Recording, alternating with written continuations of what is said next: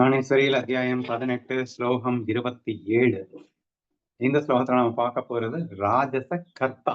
கர்த்தான்னா நான் செய்கிறேன் என்ற பாவம். அப்ப சாத்வீக கர்த்தா அப்படிங்கிறது எப்படி இருக்கும் அப்படிங்கறது ரொம்ப டீட்டெயிலா எக்ஸ்பிளைன் பண்ணி முடிச்சதுக்கு அப்புறமா நெக்ஸ்ட் ராஜச கர்த்தா அப்படிங்கிற அந்த விஷயத்துக்கு டீட்டெயிலா எக்ஸ்பிளைன் பண்றாங்க. ஸோ ஒரு 4-5 பாயிண்ட்கள் வழியாக நீ நான் கர்த்தான்னு சாத்வீகனும் செய்யறான். நான் செய்கிறேன் அப்படிங்கிற பாவம் சாத்வீகன்ட்டையும் இருக்கு. நான் செய்கிறேன் அப்படிங்கிற பாவம் ராஜசன்ட்டையும் இருக்கு. நான் செய்கிறேன்ற பாவம் தாமசன்ட்டையும் இருக்கு. சரியா? நான் செய்கிறேன்ற பாவம் சாத்வீகன்ட்டு எப்படி இருக்கும் அப்படிங்கிறத நம்ம முதல்ல சொல்லி முடிச்சாச்சு. இப்ப ராஜசன்ட்ட அந்த நான் செய்கிறேன்ற பாவம் எப்படி இருக்கும், நான் கர்த்தா அப்படிங்கிற பாவம் எப்படி இருக்கும் அப்படிங்கிறத இங்க எக்ஸ்பிளைன் பண்ண போறாங்க. ஸோ அதனுடைய பேசிக்கலி இந்த ராஜசிக்னுடைய நேச்சர்ஸ் அண்ட் குவாலிட்டிஸ் எக்ஸ்பிளைன் பண்ணாலே இந்த கர்த்தாவை எக்ஸ்பிளைன் பண்ண மாதிரி ஆயிடும்னு வச்சுக்கோங்களேன். அதுல வெரி ஃபர்ஸ்ட் பாயிண்டா ராகித்வம் அப்படின்னு சொல்லிட்டு ஸ்லோகத்துல பகவத்கீதை ஸ்லோகத்துல வருது. ராகித்வம்னா ஒண்ணு இல்ல, ஆசை. சரியா? ராக வேஷா அப்படின்னு கேள்விப்பட்டிருப்பீங்க. ராகம்னா விருப்பு, வேஷம்னா வெறுப்பு. ஓகேவா? கிராமத்தின் சகல கட்சிமலத்துக்கும் குப்பை மேடே கதி போலே சகல அமங்கலங்களுக்கும் ஸ்மாசானமே. ஸ்மாசானம்னே இது சுடுகாடுக்கு பேரு ஸ்மசானம் அப்படின்னு பேரு. அதே மாதிரி கட்ச்மலம் அப்படின்னா என்னமோ நினைச்சிடாதீங்க, வேஸ்ட் ப்ராடக்ட்ஸ், குப்பை அப்படின்னு வச்சுக்கோங்க. என்னென்னலாம் வேஸ்ட் இருக்கோ அது எல்லாமே குப்பையில தான் நம்ம போடுவோம் இல்லையா? சோ கிராமத்தின் சகல கட்ச்மலத்துக்கும் குப்பை மேடே கதி போலே சகல அம்சங்களுக்கும் ஸ்மாசமே மயானமே அல்லது சுடுகாடே வாசஸ்தானம் போலே. ஏன்னா ஒட்டுமொத்தமா எல்லாருக்குமே கடைசியில அதுதான் கதி. சோ நம்ம இப்ப எப்படி வேணா இருக்கலாம், கடைசியில நம்மளும் அந்த இடத்துக்கு தான் போக வேண்டும். வாசஸ்தானம் போலும். உலகில் சகல ஆசைகளும் கால் கழுவிக் கொள்ளும் ஸ்தானமாய் ராஜசகர்த்தா இருப்பான். உலகில் சகல ஆசைகளும் கால் கழுவிக் கொள்ளும் ஸ்தானம்னா எல்லாம் எங்க போய் சேரும்னா ராஜசகர்த்தாட்ட தான் போய் சேரும். So he is the root for எல்லா ஆசைகளுக்கும் இவன் தாண்ட ஆணி வேறு. அந்த அளவுக்கு ஆசைகள் எவனுக்கு அதிகமா இருக்கோ அவன்கிட்ட ராஜசகர்த்தா தான் இருக்க முடியுமே தவிர அந்த நான் செய்கிறேன் என்ற பாவத்துல சாத்விக கர்த்தாவோ தாமச கர்த்தாவோ இருக்கிறத விட ராஜச கர்த்தா இருக்கிறதுக்கான வாய்ப்புகள் அதிகம். இது ஃபர்ஸ்ட் பாயிண்டா சொல்றாரு. கர்ம பலத்தில் ஆசை. நெக்ஸ்ட் சொல்லவே வேணாம், ரஜசிகனுடைய நேச்சரே என்ன. ஸோ அந்த ஈகோல என்ன பண்ணுவான்னா, தான் ஒரு காரியத்தை செய்யணும்னா அதுல எனக்கு என்ன கிடைக்கும், அது எனக்கு கிடைக்கும்னா நான் செய்யறேன், இல்லைன்னா நான் செய்யணும்னு அவசியமே இல்லை. ஸோ முழுக்க ரிசல்ட் ஓரியன்டட் அப்ரோச்னு உங்களுக்கு தெரியும் ராஜச கர்த்தாவனுடையது. அதான் 2வது பாயிண்டா சொல்லியிருக்காங்க. அன்றையும் எதை செய்தால் பலன் கொஞ்சம் கிடைக்கக்கூடியதாக தோன்றுமோ அந்த கர்மத்தை செய்வதில் மிக்க ஊக்கம் பாராட்டினவனாய் இவன் இருப்பான். மேலும் தனக்கு கிடைத்து போன பொருளில் ஒரு கபடி கூட செலவிட சம்மதப்படாதவனாய் ஒவ்வொரு நிமிஷமும் அதன் மேல் தன் உயிரையே திருஷ்டி செய்து சுற்றி வைத்து விடுவதற்கு அவன் சித்தமாகவும் இருப்பான். சோ நமக்கு என்ன லாபம் கிடைக்கும்னு சொல்ல நான் ஒர்க் பண்றேன், ரொம்ப லாபம் கிடைக்கும்னு சொல்ல நான் உயிரை கொடுத்து கூட ஒர்க் பண்றதுக்கு தயாரா இருக்கேன் அப்படின்னு சொல்லிட்டு அந்த லாபத்தை அடைஞ்சதுக்கு அப்புறம் அதை ஒரு கஞ்ச நாட்டம், அதை செலவே பண்ண மாட்டேன் அப்படின்னு சொல்லிட்டு அதை பொத்தி பொத்தி பொத்தி வைக்கிறது அப்படிங்கிறது ராஜச கர்த்தாவனுடைய இன்னொரு லட்சணம் சொல்லியிருக்காரு. அடுத்து லுப்தத்துவம் அப்படின்னு இன்னொரு வார்த்தை. இது என்னன்னா இல்லீகலா கூட போகும். ராஜச ஏதாவது நியாயமான முறையில ஒரு பொருளை சம்பாதிக்கணும் அப்படின்னு ஆசைப்படுறது ஒண்ணு இருக்கு. ராஜச கர்த்தா அப்படின்னு ஆயிடுச்சு அப்படின்னா ரிசல்ட்டுக்காக என்ன வேணா பண்ணலாம். அப்படின்னா என்ன அர்த்தம், எனக்கு பணம் வேணும், பணம் வேணும்னா அடுத்தவன் பணத்தை கூட கொள்ளையடிக்கலாம் அப்படின்னு தோணணும். அப்படின்னா அது ராஜச கர்த்தா கிட்டதான் தோணும் அப்படின்னு ஒரு பாயிண்ட சொல்ல வராரு. ஒரு கிருப்பணன் தன் பொருளின் மேல் தன் லட்சியம் முழுவதையும் வைத்திருப்பது போலே கொக்கு மீனை கொத்தி தின்றுவிடும் விஷயத்தில் மிக்க லட்சியம்.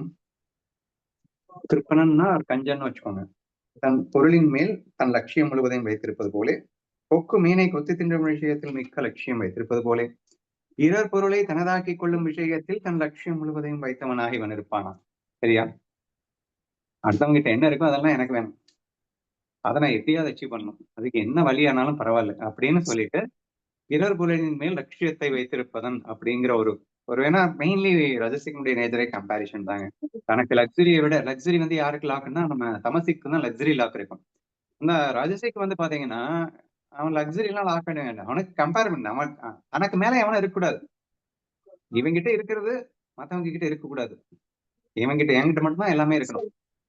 அப்ப என்னை விட அவன்கிட்ட என்ன அந்த பொருள் இருக்கலாம் அப்படின்னு சொல்லிட்டு அதை வாங்கணும்னு ஆசைப்படும். சோ இது ராஜச கர்த்தா அப்படிங்கிறதுக்கு அந்த ஒரு பாயிண்ட் சொல்லியிருந்தாங்க. நெக்ஸ்ட் ஹிம்சா ஆத்மகத்துவம். ஹிம்ஷாத்மகத்துவம்னா அதுல வேர்டிங்லயே வருது ஹிம்சை. he never bother about disturbing others அப்படின்னு அர்த்தம். அடுத்தவர்களை துன்புறுத்துவதை பத்தி கவலையே படமாட்டேன் அப்படின்னா நீ ராஜசகர்த்தான்னு அர்த்தம். சரி பார்க்கலாம். கிட்ட போனால் சிக்க வைத்துக் கொண்டு சம்பந்தம் ஏற்பட்ட மாத்திரத்தில் தேகத்தை கிழித்து புண்படுத்தி புளிப்பான பழத்தையே கொடுக்கும் இலந்தையின் புதர் போலே. எனக்கு தெரியாது, தெரிஞ்சவங்க யூஸ் பண்ணிக்கோங்க. இலந்தை மரம் அல்லது இலந்தை காட்டு புதர் அப்படின்னு ஏதாவது இமேஜின் பண்ணிக்கோங்க. ஏன்னா முள்ளு முள்ளா இருக்கும் போல, இடத்துல போயிட்டாலே நம்மளை வந்து பிடிச்சது சிக்க வச்சுக்கும் போல அப்படின்னு நினைக்கிறேன். சரியா?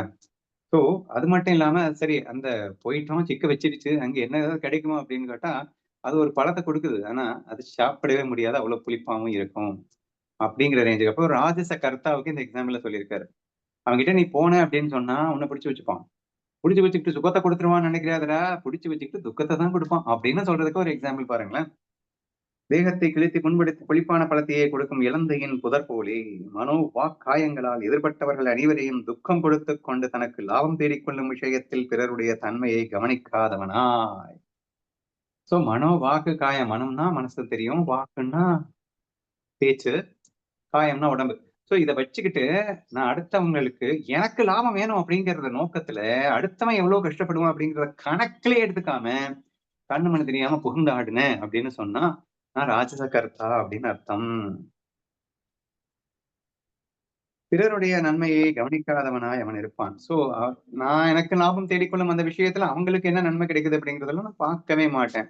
பொதுவா இன்னைக்கெல்லாம் பிசினஸ் பாத்தீங்கன்னா வின் வின் ஸ்ட்ராட்டஜி அப்படின்னு புதுசா வந்து எல்லா கம்பெனிஸ்லயும் பேசிட்டு இருக்காங்க. அதனடா வின் வின் ஸ்ட்ராட்டஜி அப்படின்னா, முன்னாடி காலத்துல வந்து ஒரு பொதுவாவே வந்து ஒரு பிசினஸ் அப்படின்னா என்னங்க, சர்வீஸ் டு சொசைட்டி தானே. சர்வீஸ் டு சொசைட்டினா என்ன, நான் உனக்கு சேவை பண்றேன், நான் உனக்கு சேவை பண்றேன் அப்படிங்கிற மோட்டிவ் மட்டும் இருக்கணும். அவன் வந்து நீ எனக்கு சேவை பண்ணதுனால நான் உனக்கு பைசா கொடுக்குறேன் அப்படின்னு நமக்கு அவன் பைசா கொடுத்தான்னா அவன் நமக்கு சேவை பண்ணிட்டான், நம்ம அவனுக்கு சேவை பண்ணிட்டோம். அப்ப எனக்கு ஒரு லாபம், உனக்கு ஒரு லாபம். சோ இதை வந்து வின் வின் ஸ்ட்ராட்டஜி அப்படின்னு சொல்லுவாங்களாம். சரியா? பட் முன்னாடி வந்து இப்ப இதை வந்து ரொம்ப அதிகமா பேசிட்டு இருக்கானுங்க. இன்னைக்கெல்லாம் வந்து கம்பெனிஸ்ல வந்து ISO 9000 நாங்க ஃபாலோ பண்றோம், நாங்க வின் வின் ஸ்ட்ராட்டஜியை ஃபாலோ பண்றோம். என்ன win win strategy? Win win ஸ்ட்ராட்டஜினா எதிர் கம்பெனியை வந்து கஸ்டமர்ஸ் இருக்காங்க இல்லையா, அந்த கஸ்டமரும் நல்லா இருக்கணும், நாங்களும் நல்லா இருக்கணும் அப்படின்னு நினைக்கிறது வின் வின் ஸ்ட்ராட்டஜி. இப்போ பொதுவா வந்து என்ன நினைக்கிறான்னா, ஒரு பிசினஸ் மேன் வந்து ஒரு பொருளை வெளியில ஒருத்தன் விற்கிறான் அப்படின்னு சொன்னா அவனை அமைக்கி அவனை வந்து உறிஞ்சு என் பொருளை வந்து வித்துறணும் அப்படின்னு நினைக்கிறது ஒரு காலகட்டத்தில் இருந்தது. ஸோ அதை கம்பேர் பண்ணும்போது இது பெஸ்டம். ஸோ என்னுடைய கஸ்டமர் நல்லா வாழ வைக்கிறேன், அதன் மூலியமா நான் சம்பாதிக்கிறேன். ஸோ நானும் நல்லா இருக்கேன், என் கஸ்டமர் நல்லா இருக்கான். இது வந்து வின் வின் ஸ்ட்ராட்டஜி அப்படின்றாங்க. ஆக்சுவலா பார்த்தா நம்ம கர்ம யோகமா செய்யணும்னா என்ன செய்யணும், நான் என்னை பத்தியே கவலைப்படாம அவனுக்காக செய்யறது அப்படிங்கிற விஷயம் அது எங்கே தெரியுது. இப்பதான் வின் வின் ஸ்ட்ராட்டஜியே வந்திருக்கு. பரவாயில்ல, அதுக்கப்புறமா மெதுவா எந்த எக்ஸ்பெக்டேஷன் இல்லாம அன்கண்டிஷனும் இல்லாம சேவை பண்ணக்கூடிய கர்ம யோகம் வருதான்னு பார்க்கலாம். சரியா? சோ இங்க வந்து அந்த வின் வின் ஸ்ட்ராட்டஜி இருக்காதுன்னு சொல்ல வர்றாரு. யார்கிட்ட? ராஜச கர்த்தா கிட்ட. சோ அவன் எப்படி போனா எனக்கு என்ன, எனக்கு வரணும்ப்பா லாபம் அப்படின்னு மட்டும் திங்க் பண்றவன் ராஜச கர்த்தா. நெக்ஸ்ட், அன்றியும் ஒரு காரியத்தை செய்து முடிக்க திறமையற்றவனாய் இருந்தும் அதனின்று வெறுப்பு பாராட்டி திரும்பி விட உடன்படாதவனாய் அவன் இருப்பான். சரி, ஒரு ஆக்ஷன் நம்ம வந்து ஏதோ ரிசல்ட்டுக்கு ஆசைப்படுறோம், பட் அதுக்கு உண்டான ஆக்ஷனை பண்ணணும், அந்த ஆக்ஷனை பண்றதுக்கு என்கிட்ட திறமை இல்லை. திறமை இல்லைன்னா சரி விட்டு தொலை, நமக்கு இது செட் ஆகாதுன்னு வேற வர வேண்டியதானே. எனக்கு ரிசல்ட் வேணும் இல்ல, டே அதுக்குண்டான தகுதி உனக்கு இல்ல இல்ல, தகுதி இருக்கோ இல்லையோ எனக்கு அந்த ரிசல்ட் வேணும் அப்படின்னு சொல்லிட்டு ரிசல்ட் லாக்ல நம்ம வந்து சிக்கி கிடப்பது அப்படிங்கிறத சொல்றாரு இந்த இடத்துல. அதனின்று வெறுப்பு பாராட்டி திரும்பி விட உடன்படாதவனாய் அவன் இருப்பான். ஊமத்தையின் காயின் மேல் பக்கம் முள் நிறைந்ததாகவும் உட்புறம் அறிவு மயக்கம் செய்து வைப்பதாகவும் இருப்பது போலே இவனது உள்ளும் புறமும் முற்றிலும் சுகித்துவம் அற்றவையாய் இருக்கும். ஊமத்தைன்னு ஒரு காயம் இருக்காங்க, நான் பார்த்தது இல்ல. வெளியில முள்ளு முள்ளா இருக்குமா, உள்ள சாப்பிட்டேன்னா உனக்கு மயக்கம் தான் வருமா, அப்படிதான் போதை வரும்னு வச்சுக்கோங்களேன். அப்ப புத்தியை பேதலிக்க வைக்கும். உள்ளேயும் மோசம், வெளியிலையும் மோசம். ராஜசகர்த்தா அப்படித்தான், அவன் வெளியிலையும் வந்து மோசமா இருப்பான், உள்ளுக்குள்ள மனசும் வந்து சுத்தமா இருக்காது அப்படின்னு ஊமத்தக்காயை உதாரணமாக சொல்லி இருக்கிறார்.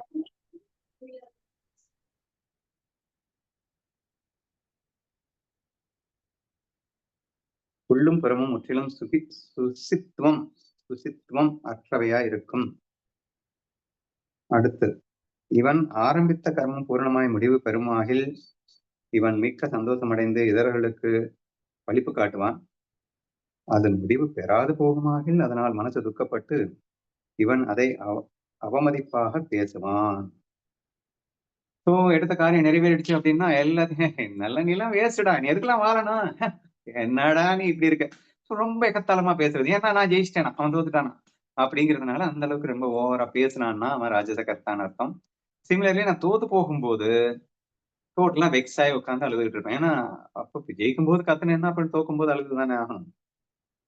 ஸோ ரொம்ப அவமதிப்பாயினா எனக்கு நானே கேவலமா நான் ஃபீல் பண்ணுவேன். கர்மங்களை செய்யும் போது இவ்வகை நடத்தை எவனிடத்தில் ஏற்படுவதாய் நீ பார்ப்பாயோ அவனே ராஜசகர்த்தா என்று அறிந்து கொள்ள வேண்டும். இனி குகர்மங்களுக்கு இருப்பிடமான மற்றொரு வித பட்சவனுமான தாமசகர்த்தாவின் லட்சணங்களை நிரூபிக்க. ஆக்சுவலா தாமசன் ஆரம்பிக்கும் போதே குகர்மத்தின் இருப்பிடமான ஆரம்பிக்கிறேன். குக்கர்னா எதெல்லாம் செய்யக்கூடாதோ அதை மட்டுமே செய்வேன் நடந்திருக்கிறவன் தான் குக்கர்மா. அப்படின்னா செய்யக்கூடாதது அப்படின்னு அர்த்தம். சரியா? அப்படி ஒரு கர்த்தா இருக்குடா அதையும் சொல்றனே அப்படின்னு சொல்லி இந்த ரஜசகர்த்தா அப்படிங்கிறது என்னன்னு முடிக்கிறாரு.